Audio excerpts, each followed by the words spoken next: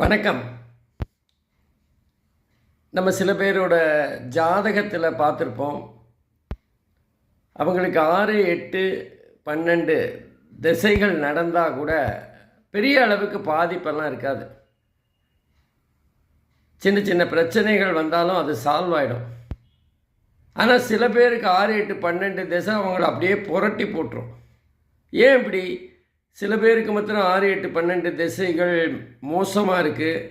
சில பேருக்கு 6, 8, 12 திசைகள் பெரிய பிரச்சனைகளே தரலை. இன்னும் சில பேருக்கு 6, 8, 12 திசை வந்தது கூட தெரியாது. அது பாட்டு வரும், அது பாட்டு போயிடும். அப்படின்னு பார்த்தீங்கன்னா இதில் ஒரு சின்ன சூட்சுமம் இருக்குது. யாருக்கெல்லாம் பூர்வ புண்ணியஸ்தானம் அப்படிங்கிற 5வது வீடு பலமாக இருக்கோ, அல்லது பூர்வ புண்ணியஸ்தானாதிபதி பலமாக இருந்து அந்த 6, 8, 12 திசைகள் நடந்தாலும் பெரிய அளவுக்கு அவங்களுக்கு பிரச்சனைகளை தராது. இதுதான் இதில் இருக்கிற ஒரு சின்ன சூட்சுமம். அப்போது ஒரு ஜாதகருக்கு பூர்வ புண்ணியஸ்தானம் பலமாக இருந்ததுன்னா அவங்களுக்கு பல பிரச்சனைகள்லேருந்து வெளியில் வந்துடலாம். ஆனால் நம்ம அந்த பலனை அனுபவிக்கும் போது அது தெரியாது.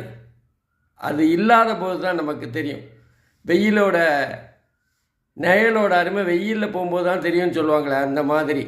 அதே மாதிரி சில சமயங்களில் சனி திசையோ சனி புக்தியோ நடக்கும்போது அவங்களுக்கு பூர்வ புண்ணியஸ்தானம் வேலை பண்ணாது அப்படின்னு சொல்லுவாங்க.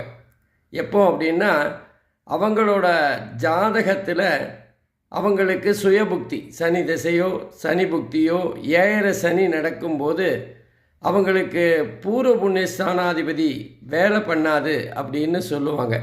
அதனால் சில பேரோட ஜாதகத்தில் 6, 8, 12 அதிபதிகளோட தசாபுக்திகள் நடந்தாலும் அவங்களுக்கு பூர்வ புண்ணியஸ்தானம் பலமாக இருந்தால் பிரச்சனைகளே இல்லை. தைரியமாக ஃபேஸ் பண்ணலாம். நன்றி, வணக்கம்.